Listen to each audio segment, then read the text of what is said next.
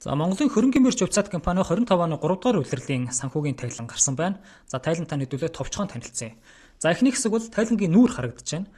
Тэгэхээр 17 оны сангийн сайдын 17 оны 361 дугаар тушаалаар батлагдсан маягтын дагуу хувьцаат компани хязгаарлагдсан хариуцлагатай компаниуд маань энэ маягтаар тайлангаа гаргах ёстой. За регистрийн дугаар компани нэр за Б гэхээр бол хагас жил улирлын тайлан гэсэн үг. А гэхээр жилийн эцсийн тайлан болчдөг. За аудитлагдаагүй гэж нэгтлэн бод тогтолцооны хуулиараа бол жилийн эцсийн тайлангаа аудитладаг. Эхний тайлан санхүүгийн байдлын тайлан буюу баланс. За мөнгө өрөнгө 9 сарын 30-наар 1.2 их найт төгрөг. Оны их нь бол 816.2 сая төгрөг байсан байна. За энэ маань уул уурхайн дэнчингийн мөнгө байгаа. За энийг яаж харах вэ гэхээр нөгөө талдаа уул уурхайн биржийн арилжааны дэнчинд байршиж буй мөнгө гээд үр төлбөр дээр нэг их найт 119 тэрбум төгрөгийг үр төлбөр хэсэгт ангилсан байна. Тэгэхээр энэ 1.1 их найд 171 тэрбум төгрөгийн мөнгөний ихэнх нь буюу энэ нь уул уурхайн бирж арилжааны мөнгө, дэнчингийн мөнгө байх нь. За дараагийнх нь авлагын хэсэг байдаг. Дансны авлага, татврын авлага, бусад авлага гэдэг. За дансны авлага өглөг гэхээр яг тухайн компани үндсэн үйл ажиллагаатай холбоотой үүсэж байгаа өглөг авлагуудыг дансны өглөг авлага гэж илэрхийлдэг. За татвар нийгмийн даатгалын авлага бол тодорхой байх. За бусад авлага гэхээр дээрхээс бусад байдлаар үүсэж байгаа ажилчтай их тооцоо моцоос гэдэг юм иймэрхүү авлагуудыг ангилдаг. За урьдчилан төсөн зардал тооцоо гэхээр дараагийн тайланд үед зардал эсвэл хөрөнгө болохоор хүлээгдэж байгаа юм урьдчилан тооцоонуудыг түрээсээ урьдчилан төсөн байж болно. Ингээд эдгээрийн нийлбэр эргэлтийн хөрөнгө нэг их найд 175.2 тэрбум төгрөг болсон байна. За үндсэн хөрөнгө 8.8 тэрбум болж өмнөх оноос өссөн байна. За бит төс хөрөнгө баг зэргийн буурсан байна. Үндсэн хөрөнгө гэдэгт юуг ойлгодог вэ гэхээр барилга байгууламж, за тээврийн хэрэгсэл, тоног төхөөрөмж, компьютер дагалдах хэрэгсэл гэх мэт юм 6 зүйл байгаа. За бит төс хөрөнгө гэхээр нүдэнд харагдаж гарт баригдахгүй бодит товсоор оршин байж байгаа. За газар эзэмших эрх. За эдний дээр бол газар эзэмших эрх байгаа ах. За тэгээд патент, зохиогчийн эрх, програм хангамж гэх мэт зүйлсийг оруулдаг. За үр төлбөрийн хэсэг болохоор за мөн дансны өглөг, цалингийн өглөг, за ихэнх компаниуд бол сарын сүүл цалингаа дараа сарын 5-10 гэх мэт юм хугацаагаар өгдөг. Үүнтэй холбоотой цалингийн өглөг үүсэж болно. За татврын өглөг гэхээр аж ахуйн нэгжийн татврын өглөг, цалингаас утгасан татврын өглөг, за үйл хөдлөлийн татврын өглөг гэх мэт юм төлөгдөөгүй татварууд өрөөд гэсэн үг. За урьдчилж орсон орлого гэх юм бол дараагийн тайланд үеүүдэд орлого болон хэрэгчээр хүлээгдэж байгаа юм мөнгө нь урьдчилаад орж ирсэн орлогууд гэсэн үг. Уул уурхайн арилжааны дэнчинд байршиж буй мөнгө гээд за богино хугацаат үр төлбөр хэсэг тусгасан байна. Энэ маань болохоор уул уурхайн биржийн арилжаатай холбоотой дэнчингийн мөнгө нөгөө талдаа мөнгө өрөнгө дээр байгаа. Хойшлогдсон татврын өрөг гэхээр за энэ боос болон Монгол Улсын татврын хууль тогтоомжийн дагуу татвар ногдохгүй орлого, татвар ногдох орлогоос хасагдахгүй зарлууд гэсэн юм зөрүүнүүд байдаг. Үүнтэй холбоотой гарч ирж байгаа юм тооцоо. Тэгээд эзний өмчийн хэсэг орж ирж байна. За хувийнх болон төрийнх гээд энэ чинь 66% нь хувийнх, төрийнх 34% нь хувийнх байгаа. За хөрөнгийн дахин үнэлгээний нэмэгдлэхээр хөрөнгийг дахин үнэлсэнтэй холбоотой үүссэн зөрүү. Үнийн хэлбэлзэл өндөртэй хөрөнгүүдийг тайлан төвбөрийн эцэст за харьцангуй доктортой бол 3-5 жил тутамд ингэж дахин үнэлж бодит үндсээр нь санхүүгийн тайландаа тусгадаг. За үүнтэй холбоотой үүссэн зөрүүг бол энэ хэсэгт ингэж тусгадаг байна. Нэг шинэ зүйл гараад ирсэн эрсдлийн сан 2.2 тэрбум. За үүнийг бол энэ дөрвөн үндсэн тайлан дээрээс бол дэлгэрүүлж ингэж ойлгож харах боломж байхгүй. Нэгтлэн бод хүртгэлийн дотоод мэдээлэлсэн за эсвэл жилийн эцсийн аудитлэгдсэн тайлан дэлгэрэнгүй байдлаар нийтэд мэдээлэгдэх юм тэндээс харах боломжтой. Ингээд энэ компани маань өмнөх жил 840.7 тэрбум төгрөгийн нийт хөрөнгөтэй байсан бол энэ оны 9 сарын 30-наар 1.1 их найд 200 тэрбум болж ингэж өссөн байна. За энэ өсөлт юунаас болж байна гэхээр хамгийн гол нөлөө үзүүлсэн зүйл бол уул уурхайн биржийн арилжааны дэнчинд байршиж буй мөнгө 767 тэрбум байсан бол 1.1 их найд болж ингэж өссөн шууд нөлөөлсөн байна. Хоёр дахь тайлан орлогын дэлгэрэнгүй тайлан. Бидний хамгийн сайн анхаарч ойлгож дүгнэх ёстой тайлан 13.5 тэрбум төгрөгийн жилийн дүнгээр 24 онд орлого олж ирсэн бол 25 оны 9 сарын 30-наар 6.6 тэрбум.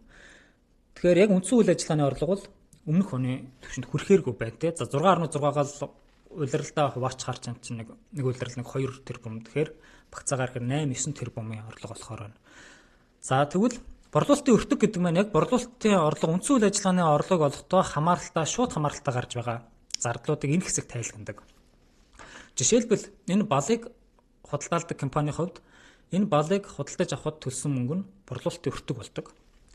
За 2 дугаар орлого нь хүүний орлого байна. 33.1 тэрбум төгрөгийн орлого болж исэн бол 23.6 тэрбум төгрөгийн орлого олсон байна. За энэ бол өмнөх оны түвшинд хадгалагдахаар байна. Гэхдээ өсөх ёстой. Ягаад тэгэхээр өмнөх онд уул уурхайн дэнчингийн мөнгө 767 тэрбум төгрөг байсан бол энэ онд 1.2 их найд болж өссөн байна тий. Тэгэхээр үүнийг дагаад хүүний орлого бол өсөх ёстой. За борлуулалт маркетингийн зардал гэхээр ерөнхийдөө зар сурталчилгааны шинжтэй компани борлуулалтыг нэмэгдүүлэх зорилготой ийм зардлууд байдаг. Ерөнхий ба удирдлагын зардал гэхээр харьцангуй тогтмол шинжтэй офисын ажилчдын цалин хангамж гэдэг юм уу. Иймэрхүү зардлуудыг гэлдэг. За энийг бол жилийн эцсийн санхүүгийн тайлангийн тодруулга дээрээс ялангуяа энэ зардлын хэсгүүд бол нэр төрлөөрөө дэлгэрэнгүй харах боломжтой. Жишээлбэл ерөнхий удирдлагын зардал гэхэд цалингийн зардал, нийгмийн даатгалын зардал, албан татврын зардал, томилтын зардал гэдэг ингээд 20 зардал чагсаацсан байдаг. За энэ удирдлагын тайлан учраас тодруулга байхгүй. За гэхдээ ерөнхий удирдлагын зардал жилийн дүнгээр 2.6 тэрбум байсан бол эхний 9 сарын байдлаар 2.2 тэрбум. За тэгэхээр энэ бараг жилийн дүнгээр 3 тэрбум шахуу болох гэдэг нь тий.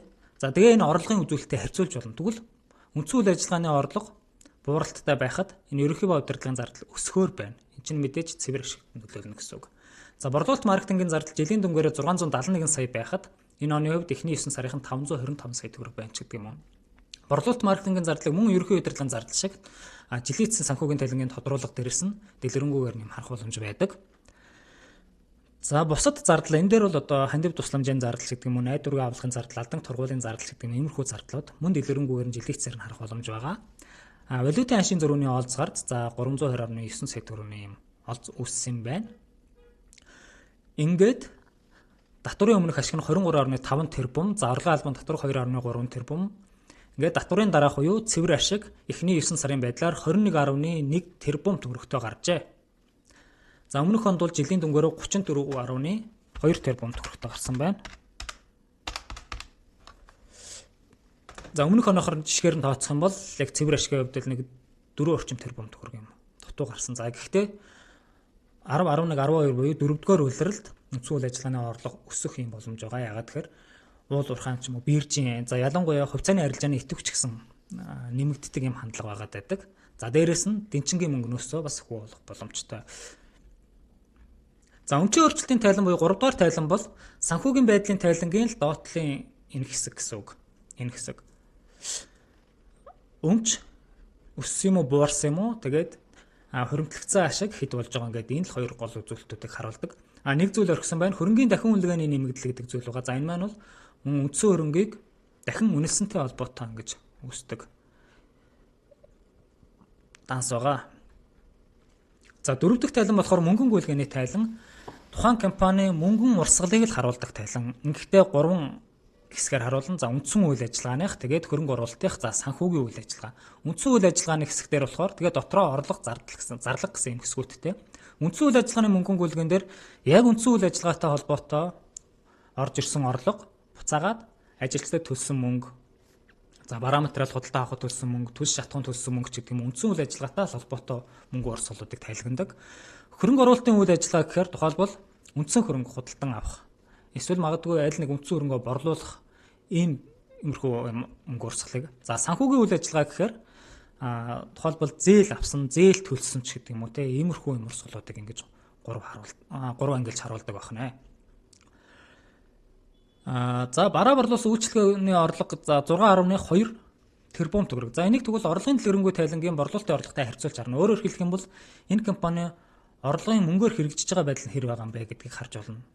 Тэгээ энэ чинь нөгөө аккурат суурьаар бүртгэдэг учраас борлуулалтын орлого мөнгөөр хэрэгжсэн хэсгээс үл хамааран орлогын тайландаа борлуулалтын орлого гэж тусгадаг. Гэтэл энэ маань мөнгөөр төлөгдөөгүй буюу авлагын шинжтэй байж болно. За тэрийг дансны авлагад ингэж харуулдаг. Энэ тайлан хоорондоо ингээд уялдааг ойлгоод харьцуулаад сурчих юм бол эндээс бас ч чамлахааргүй мэдээлэл харах боломжтой. За бусад мөнгө орлого 787 тэрбум төгрөг. За энэ маань болохоор нөгөө дэнчин мэнчинтэй холбоотой юм мөнгө урсгалууд байгаа бах. За хүлээн авсан хүүний орлого 23.7 тэрбум гэж байна тийм. За хүүний орлого ч гэсэн мөн аккурат суурьаар явдаг учраас 12 сарын 31 хүртэл хүүний орлого тооцогдчиход он гараад мөнгө нь орж иж болно. За 23.695 тэгвэл орлогын тайлан дээр 23.657. За харьцангуй сайн нэг 30-40 сая төгрөгийн л юм зөрүү байна. За тэгвэл өмнөх оны хувьд болохоор 33.1 сая төгрөгийн хүүний орлогын тайландаа бүртгээд 31.1-ийг 2 тэрбум төгрөг тэгвэл 25 онд орж ирсэн гэсэн үг байна. За ажилчдад төлсөн мөнгийг ерөнхий удирдлагын зардлын цалингийн зардалтаа бас харьцуулж харах боломж байдаг. 2.9 тэрбум төгрөгийн энэ маань ажилтнад төлсөн мөнгө гэдэг маань ерөөсөө яг гартан цэвэр олгож байгаа мөнгө гэсэн үг. Цалингаас нь нийгмийн даатгал татвараа суутгаад түүнийг нь олгож байгаа. За тэр мөнгөний нийлбэрүүд 2.7 тэрбум. Тэгэхээр жилийн дүнгээр 2.9 байсан бол энэ оны эхний 9 сарын байдлаар 2.7 байна тийм. Эндээс юу гэж ойлгож болох вэ гэхээр энэ жил цалингийн зардал нь өссөн байна гэж ойлгож болох нь байна. За мэдээж үүнийг дагаа нийгмийн даатгалтай байгууллагад төлсөн мөнгө нь нэмэгдэн. Энд болохоор ажилтнаас суутгаж байгаа нийгмийн даатгал болон байгууллагын төлөх нийгмийн даатгал хоёрын нийлбэр гэсэн үг. За барометрал худалдаа авахд төлсөн мөнгө гэхээр энэ компанийн хувьд бол бичиг хэрэг юм уу офисын хангамж иймэрхүү зүйлс байгаа ах. За төлс шатхуун тээврийн хэрэгсэл гэдэг нэрнээсээ тодорхой байна. За татварын байгууллагад төлсөн мөнгө гэхээр 3.2 тэрбум төгрөг. За дийлэнх нь бол цалингаас суутгасан татвар байгаа ах. Тэгээ мэдээж аж ахуйн нэгжийн орлого албан татвар, ачхийн татвар байгаа болов. За бусад мөнгөний зарлага 477 тэрбум гэхээр энэ маань бас дэнчингийн мөнгөтэй холбоотой ийм урсгал байгаа болоо. За үндсэн хөрөнгө олж эзэмшихэд төлсөн мөнгө 1.8 тэрбум гэж байна те. Энэ тэгэхээр 25 оны 1-9 дугаар сард ийм хэмжээний хөрөнгө худалдаж авсан байна л гэсэн үг. 196.3 бит бус хөрөнгө олж эзэмшихэд төлсөн нөгөө патент ч юм уу, газар эзэмших эрх ч юм уу, програм хангамж ч юм уу. За ийм хөрөнгө олж эзэмшихэд ийм мөнгө зарцуулжээ. Төлсөн ногдол ашиг 16.2 тэрбум төгрөг. За энэ ногдол ашиг зарласан тохиолдолд энэ ногдол ашигыг олгох ёстой. За тэгээ олгосон хугацаа нь аль тайланд хамаарч байна. Тэр хэсгээр энэ тайланд ингээд тусгагддаг. Энэ тайланд үе тусгагддаг. За ингээд мөнгө түүнтэй адилт хөрөнгөний эцсийн үлдэгдэл 1.2 их нийт төгрөг. Энэ санхүүгийн байдлын тайлангийн хамгийн ихний данс 1.2 их нийт төгрөг энд байна. За магадгүй тодруулга дээрсэн тэгвэл банкнд байгаа нь хэдий, бэлэн мөнгө байгаа нь хэдий гэх мэт харах боломжтой байдаг. За товчхондоо иймэрхүү байдлаар хэдүүлээ компани тайлантай танилцаж тайлан орондоо уялдааг ингэж харьцуулж харах боломжтой байдаг.